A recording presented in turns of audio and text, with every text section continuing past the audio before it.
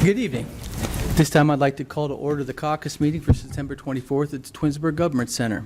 Shannon, would you call the roll, please? Mr. Fury? Here. Mr. Post? Here. Mrs. Labby? Here. Mr. Barr?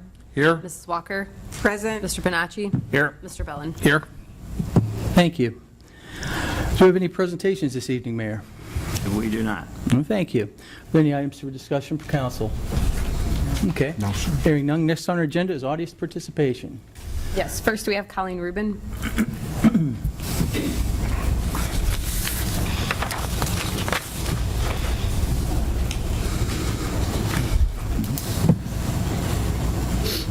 Hi, Mrs. Rubin. Sandalwood Drive, how are you? Can you give your complete address, please? Absolutely. Thank you. 2259 Sandalwood Drive, Twinsburg, Ohio, 44087. Thank you very much, ma'am. Okay. So, I start this evening with a review of the mayor's newsletter sent Friday, September 20th. I will go into order of his paragraphs. The mayor starts by saying, over the past several months, I have listened to a small group of individuals make serious allegations of corruption with no proof supporting any. End quote. Mr. Mayor, this is blatantly untrue. A brief but not comprehensive review. Allegation 1. The city was not fulfilling its legal obligation to release records. This is true. You have mandamus action that you are fighting and a judge telling you to respond because of records not being released.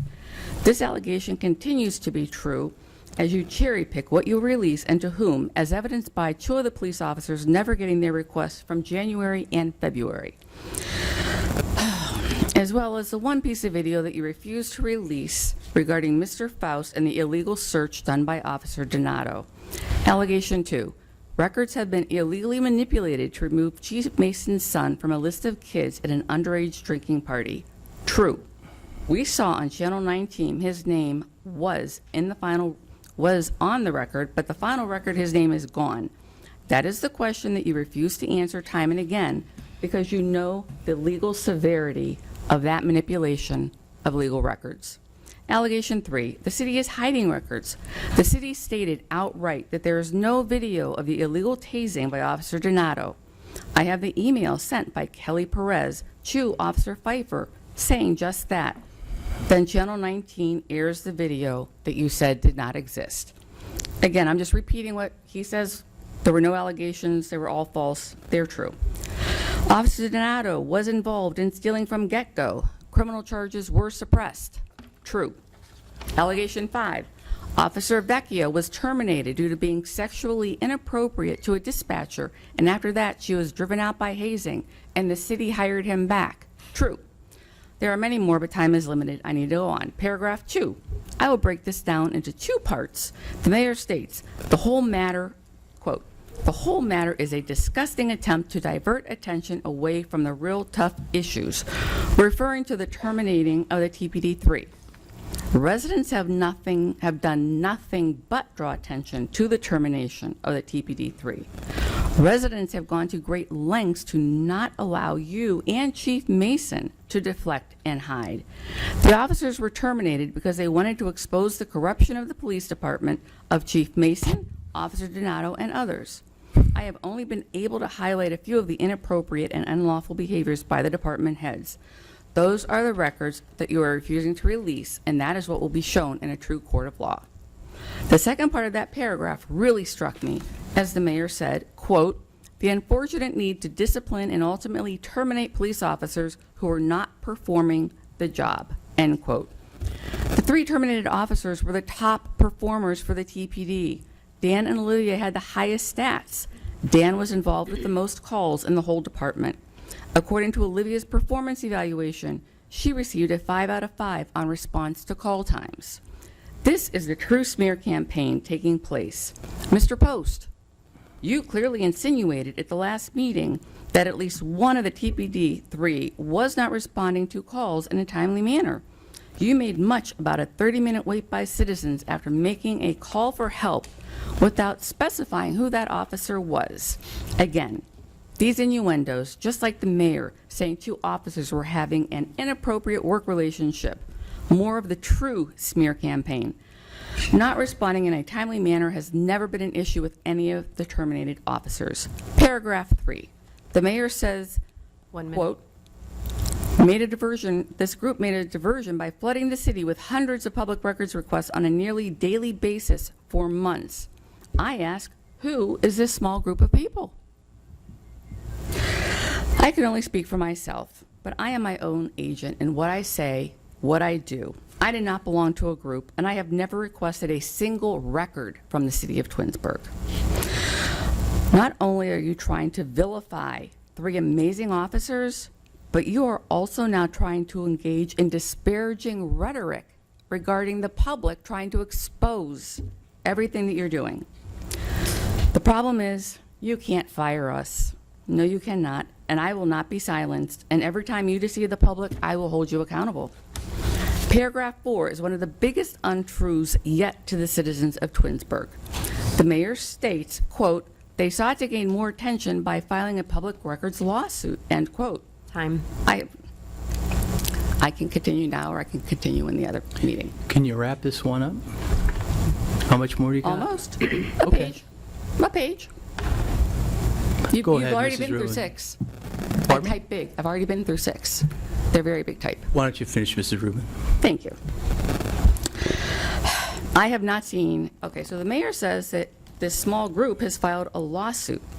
There is no lawsuit filed by any small group of citizens. You carry on about how this small group is overwhelming city resources and diverting attention away from the terminated officers. No, sir. You are wasting resources. You are running the city in such a way that we are having to pay out extraordinary amounts of money in legal fees and settlements. We are paying the salary to a law director to search through every record requested and see what must be hidden from the courts and the public so you can continue to hide the city's wrongdoings. You stated the law regarding records. The law you stated, probably genuine. Your application is undeniably and deliberately misapplied. The mayor says the city is committed to transparency. That is blatantly false, and I'll drop that whole thing for time. If the records had been released as asked in whole without games, it would not only show the complete innocence of the 3 officers, but it would also show the city police and what they have gone through to perpetrate this fraud and hide their own misdeeds. Mr. Post, again, you said no one has ever said the TPD3 are innocent. I am not sure what you've been listening to for the past 5 months, but that's what I have been saying, so let me make it clear.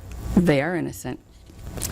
My last comment to you, Mr. Mayor, your remarks were not misrepresented in any way. Channel 19, Channel 8, and the Plain Dealer are not social media. They are the news. You have only yourself to blame for your embarrassing display. They gave their independent opinion of your words and your behavior, and they aired it for all to see. Is there any wonder now what I stated? People contacted me and said they were fearful for a sign. This is why they were fearful. They know there are threats in this city. And thank you for your time. And I thank the officers that do their job without corruption. They're phenomenal. Thank you so much.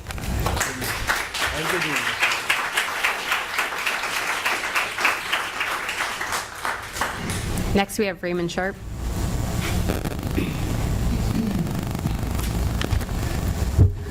Good evening, everyone. I'm Raymond Sharp from 10127 Timothy Lane here in Twinsburg. I'm here to speak further about the flooding event that occurred on August 8th of 2024. I actually, in the original council meeting, I think I had the date wrong, so I apologize for that. But first of all, I'd like to thank the mayor for his frequent updates. It's always reassuring every Friday to get those reverse dial calls to understand where we are on the progress. And as a matter of fact, there's a resolution that will be coming, I believe, before you in City Council meeting to vote on, Resolution 111-2024, related to an environmental study by the Environmental Design Group this amount is, I understand, no small amount, but of approximately not to exceed $200,000. I'd like to ask for your support for the approval of this particular resolution so we can continue to make progress towards determining the cause and, more importantly, how we can get this resolved. Right now, the study study, based on the current workload of the third-party consultant, is approximately 8 months. So that would be the soonest we could potentially begin to start moving forward with what it would take to actually get this resolved. So, and that study is an extremely critical, opportunity that we need to take advantage of. But at the same time, if there is the opportunity to accelerate that study in any way, shape, or form, I'm sure all of us that were impacted by this would appreciate that. But obviously, we don't want to do something and not not get the results that we need in order to move this forward. Obviously, we all remain anxious during any storm event that may result in our basements continuing to being flooded. And at this point, we're not in a position to rebuild, although I know some of my neighbors have started that process, but obviously there's a risk associated with that. So any continued support for funding requirements as we move forward with this would be greatly appreciated. That's all I have for my comments today, so thank you. Thank you, sir. Next, we have Ashley Everett Durst.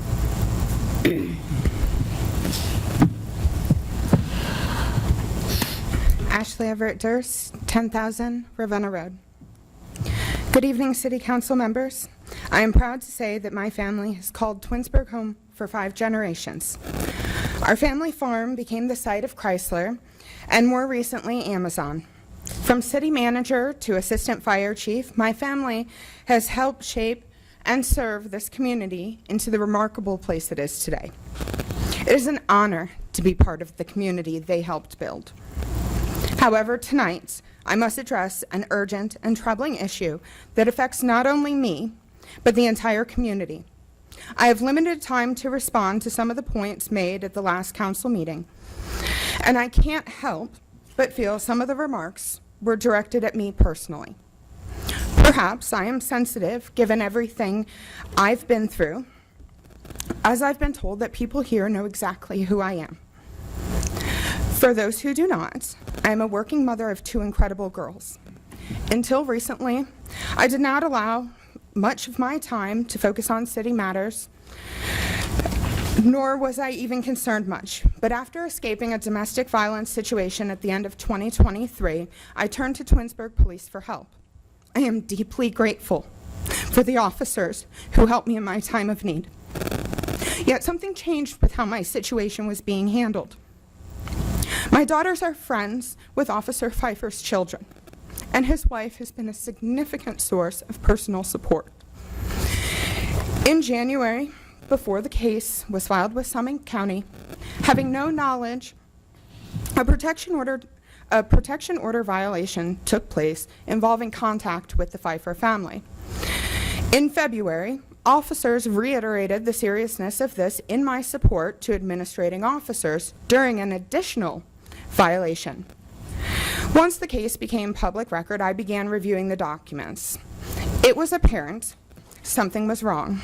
While it would be understandable that reasonable doubts and the trauma I've experienced could have been clouding my judgments, I was left with suspicions that alluded to why my situation had changed.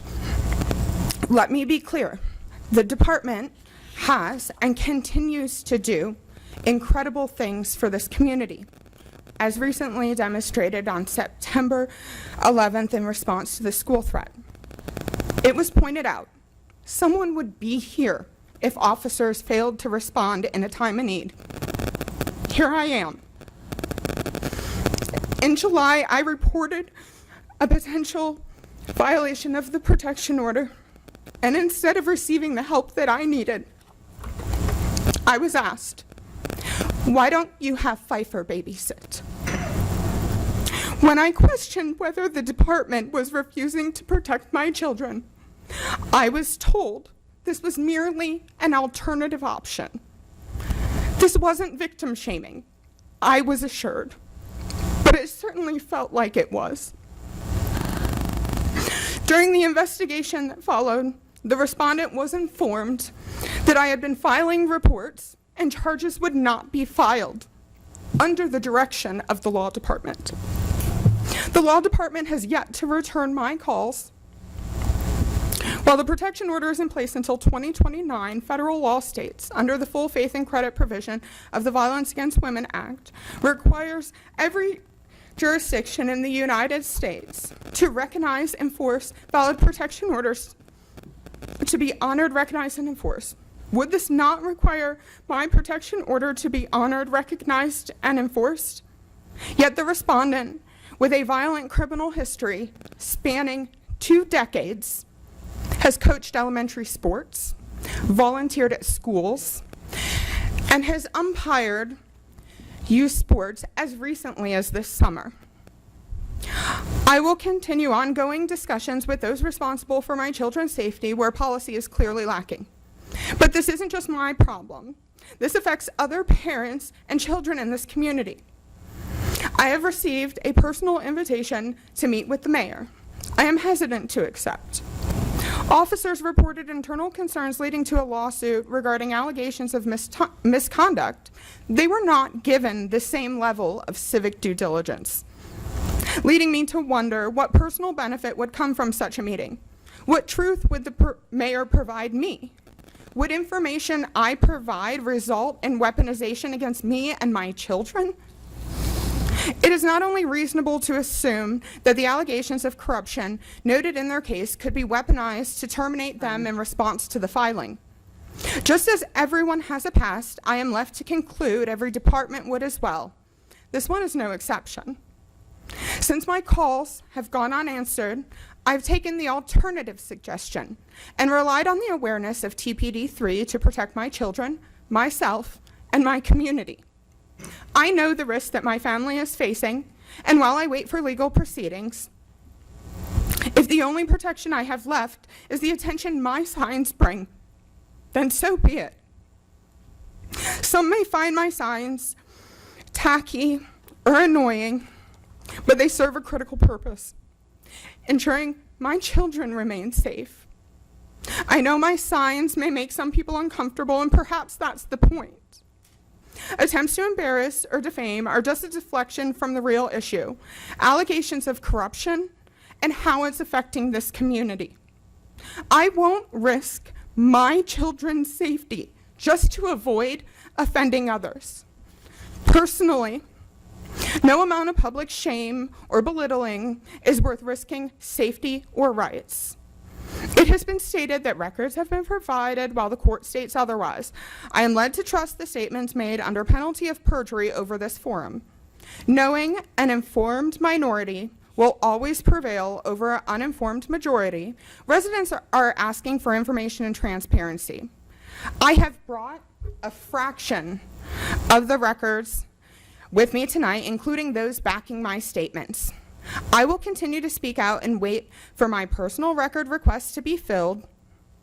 It is understandable if this offends some of you, but from where I'm standing, complacency is acceptance, and I will not be complacent.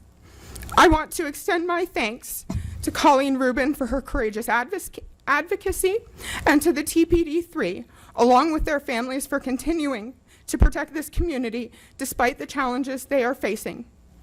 Change will only come when the risks of corruption outweigh the comfort of inaction. This community deserves better than to have its issues hidden under masks of false gratitude. This is going to be a long journey, and things might hurt. Yet I will not lose sight because things may seem confusing. I don't need pity, and I won't condone what is said about me. Go ahead and tell me to tone it down. Call me what you want. Cite me. But this will not be forgotten.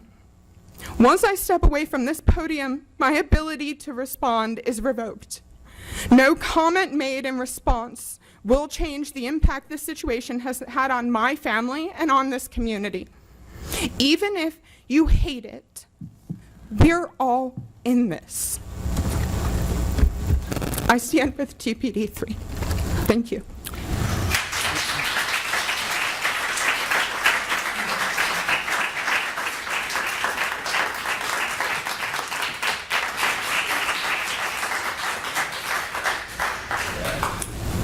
And last, we have Diane Edom.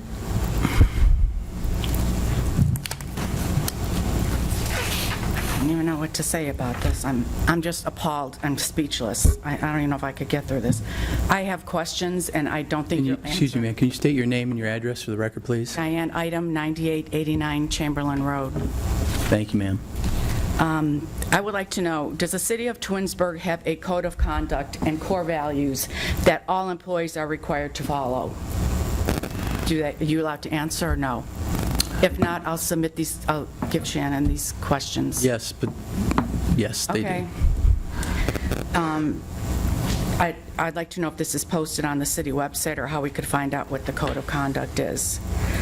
And who enforces the code of conduct? Is it HR? My second question, are all city employees, including the mayor and law director, and all council members required to take yearly mandatory compliance courses to reinforce this code of conduct and core values? Such courses would include a code of conduct refresher course, current ethical and responsible practices, professional conduct and harassment prevention, including sexual harassment, data management refresher, cybersecurity and information protection annual refresher, and there's many other courses. I have to take these courses that I just mentioned and probably 20 others every single year.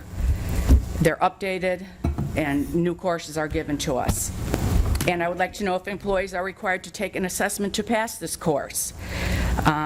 If course completion, is this course completion monitored and enforced by HR? And I would like to know, what is the city's policy if an employee does not follow this code of conduct? Are they written up? Are they given a warning? What is HR's role? I know how it is in other companies. I don't know how it works in the city. So these are questions that I would like answered. You can email me, or I'd prefer to have them answered at the next meeting, if possible. My final comment is to please release the documents and requests that are requested by the judge and the courts, and stop wasting taxpayers' money. Thank you. Thank you, ma'am.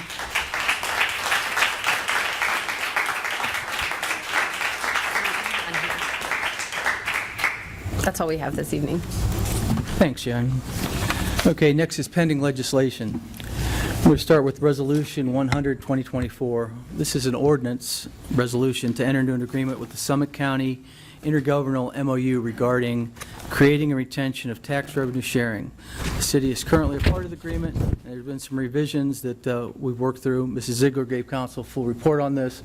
Again, this is the idea that if a Twinsburg company goes to Stowe, there's retribution between the tax dollars going back and forth so that there's not poaching. We've been in this for 15 years at least. Are there any questions regarding this agreement? Because this is on its third evening, and we're being asked to pass it on emergency so that we can be part of the coalition. Okay. Next is Ordinance 101, 2024. This is an ordinance to add a membership rate to the fitness center to include a Kent State option for $20 for those students who have 12 credit hours at the Geauga campus. We've talked about this a few times. Are there any questions regarding this? This will be on its third and final reading. We'll offer to pass this tonight. Everybody good? Okay. Ordinance 104, 2024. This ordinance is to accept the bid of waste management for the refuse and recycling contract, which is the first time we went out to bid. Mayor Skibbe took that out. It's actually saving us several $100,000 over this new 5-year contract at the beginning. So the first year, the city pays $1.57 million. Second year, $1.63 million. $1.7 million in the third year. 1.76 in the fourth year, and 1.84 in the fifth year for both the recycle and garbage pickup, and a single day would be maintained. There were 3 bids submitted, and this is by far the best. This is the second reading this evening. Are there any questions? Okay. Is there a question? Okay. Ordinance 106, 2024. This is an ordinance and appropriations amendment for the permissive tax for the use of the funds to design the Glenwood Drive Bridge per Ordinance 45, 2024 that passed earlier this year. The amount is adjusted is $124,111. Council is being asked to suspend the third reading rule and place this on its third and final reading and declare it an emergency. Are there any questions on allocating the money to fix the Glenwood Bridge? Okay.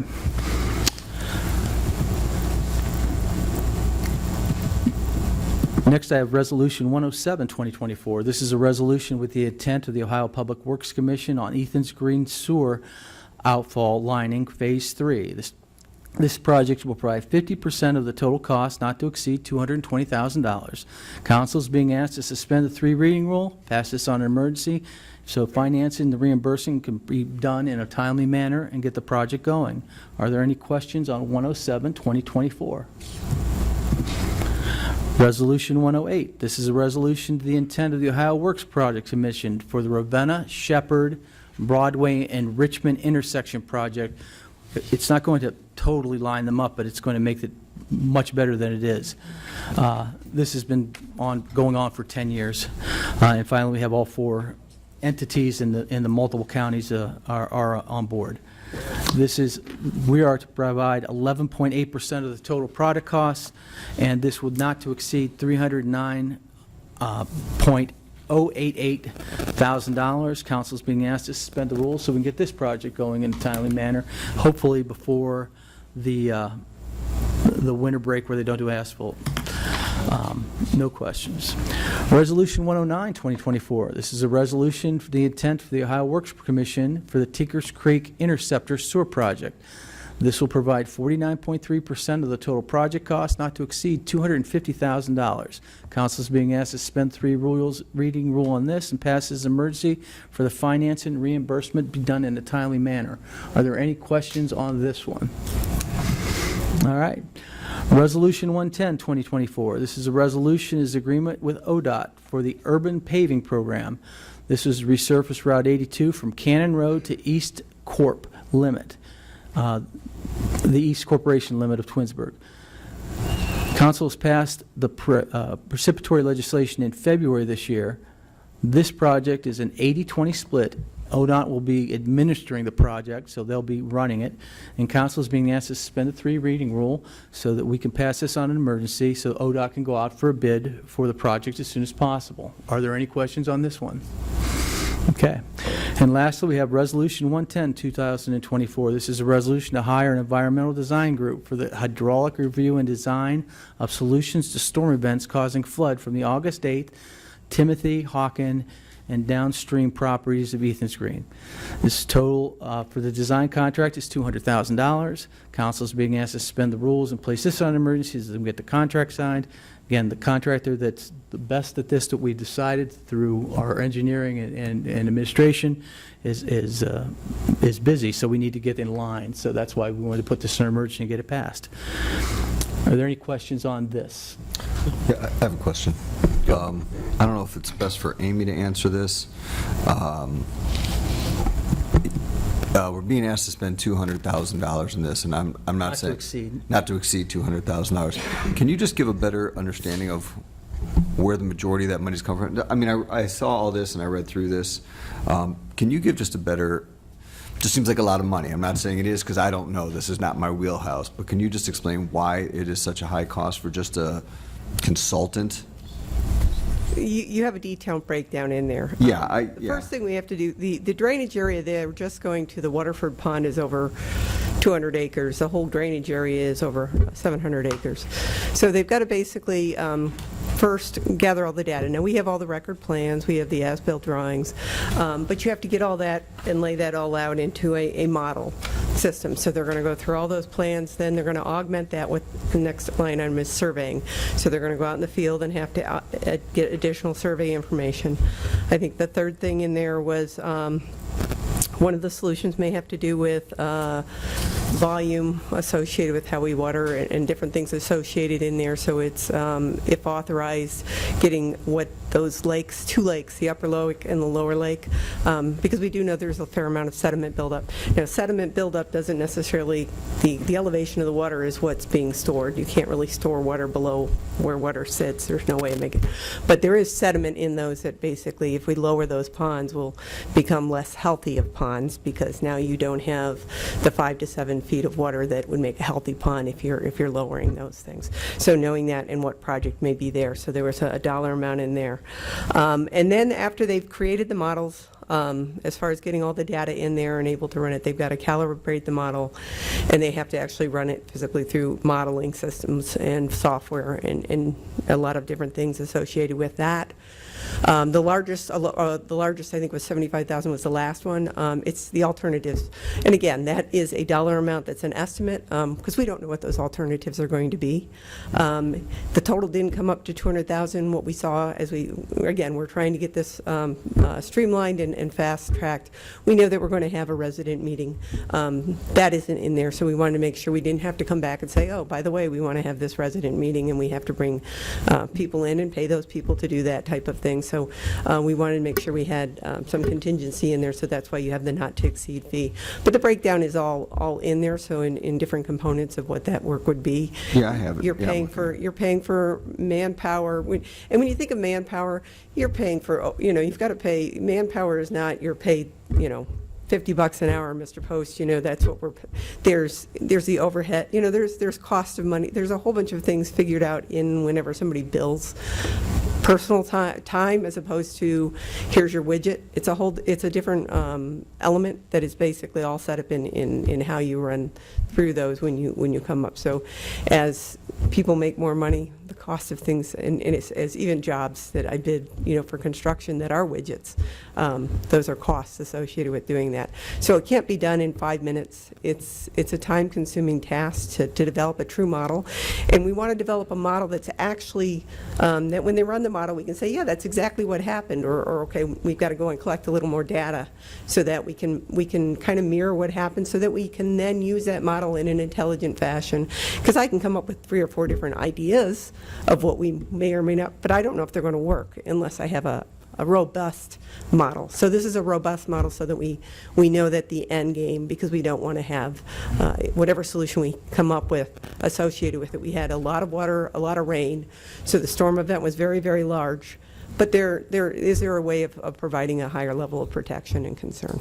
So that's, and I think they had a breakdown in there, I think, of 5 different elements. Yeah, I'm looking at the breakdown, but like I said, the last one, for example, concept development and final report is 75,000. That's a pretty. Again, because they don't, It's- and it's again, 'cause we'll nobody work knows. through that. It doesn't mean that it's Right. all going to be spent.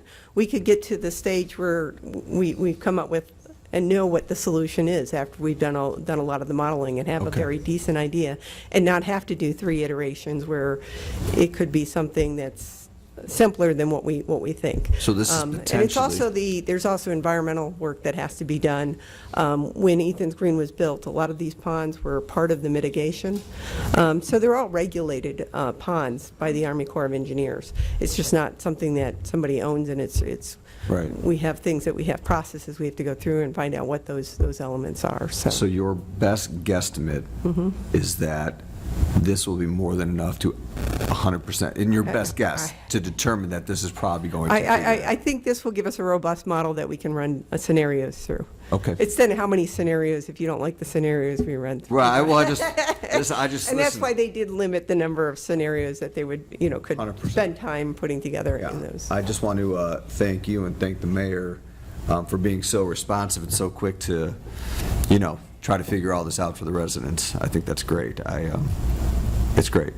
It's good. I appreciate that. Thank you for clarifying that. So Anybody have any questions for Amy? I have a couple questions for Amy as well. So timeline for this to start is several months down the road. No, actually, if there's a schedule also in that, if you keep going to the end of this, and I know you just received that today, so. Page 4. That is, so the contracts will need to be signed, and we do have a little, we just received some of that information. Like I said, there was the issue of not having public meeting, some things in there, but we think we have enough money to cover that, so that's the question there. But there were a few other things that need to be tweaked in the final contract. The contracts will be signed as soon as possible with the mayor. mayor. Then we'll have a kickoff meeting with them. They'll start actually taking a lot of the data, and we've given them a lot of information for them to even put this proposal together, a lot of the record plans and a lot of the information to start to try, put that together so that it can turn into a model that they can actually look at it. So you're talking about a lot of pipes that run through Ethan's Green, a lot of, storm sewers that run through the whole area that'll have to be inputted in. So that's going to start probably as early as the end of October, November, and I think in this schedule there, we should have a pretty good idea of the base model. I think by the end of December, there's there's intermediate steps in that process, and I can't remember. Again, I just looked at it today as well, so I can pull it up and read it. But So then we're looking at this whole thing is done in June? well, what you're looking at is a complete study and final recommendations. Now, whether it goes faster, again, we'll be working and pushing to move that forward with the design, with the element. But what that does then, it gets you to what you're going to actually then do or not do associated with some of those recommendations. So then you'd have to put together construction plans for your ultimate solution and go out to bid associated with the construction if that solution was over $75,000, because that's our limit for bidding. Otherwise, we can go get quotes to get it done. So the next question is, does this engineering firm also do the construction side No. if needed? So they're Not right only- now. They're not. I know we're not paying for that now, but I'm just curious. No, it all depends. If we basically feel comfortable with what's come up and they've got the most information, they might be to put together a final plan from where they're at, may not be as starting from scratch per se, because they've got all the data. So it's, we'll make that decision when we get there. Okay. Okay, thank you. Thank you, Amy. Thank you. Although this is towards the Timothy Hawken area, there were people on Alling and other areas throughout the city that had water in their basement. I had water in my basement. If you had water in your basement, the city will run cameras through your lines and downspouts to check to see if there's blocks, to see if there's anything else that you need. In my case, they found that the drains out of my downspouts were blocked that had to be replaced. The house is 25 years old. Said it's maintenance, but it's a free service. So if you had water in your basement, call City Hall and get put on that list, and the service department will check it at no charge and give you a report. Okay, that was it for. I add to that. Sure, go ahead, Mayor. Everybody that had water that reported it to us were called by the sewer crew and the sewer department, and we've checked several residents, but there were several that refused to have our service and wanted to get their own, which they did. So we're basically done with that program. However, services moved on. We've moved them on. They started doing work there in some of those ponds that we can do in-house, that we're able to do. And so they've cleaned out some areas. They went down to, they took it all the way down to between Bissell and Liberty Road, where it goes under the bridge and then goes into Reminderville. So we've been doing that. So again, we're basically done with that other program. We've contacted everybody, and some people just didn't return the phone call, or some people just refused it, and several allowed it. And that's when, like your house, we went there and we checked out their footer drains and their downspouts and so on. So, but we're still working on it. Service is still working on that area. Okay. All right, before we get out of legislation, there are three motions tonight I want to cover quickly in case there's any catching. There's going to happen at the end. First motion is a motion for a conditional use permit for a pet crematorium at 1941 Case Parkway North in an I-3 heavy industrial district. Does anybody have any questions? This was recommended by the Planning Commission. Okay. Second motion is, does City Council oppose or have any issues with transferring a liquor permit to Shusen Cleveland LCC to Blue Ribbon Sushi LCC on Haddon Road? This is the ownership of the sushi place has changed hands, so they need to transfer the liquor license. Any questions? Okay. Third motion, excuse me, there's four. Third motion, the City Council does not oppose the transfer of a liquor permit from SNB Enterprises to Rush Hour Bar and Grill to Chalkboard LCC. Again, the ownership of the bar changes, they got to change the liquor license. So that's the third one, and the last one, we're just going to go into an executive session if we get the votes. Okay? That'd be the last motion of the evening. All right.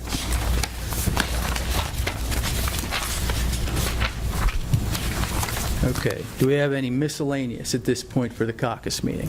Anybody? Okay. All right, we're going to start the council meeting at 7:50. If you want to address council, there's a sign-up sheet on the podium. You get 5 minutes. Please just state your name and address. We'll be happy to listen to your concerns. This time, our caucus meeting's adjourned.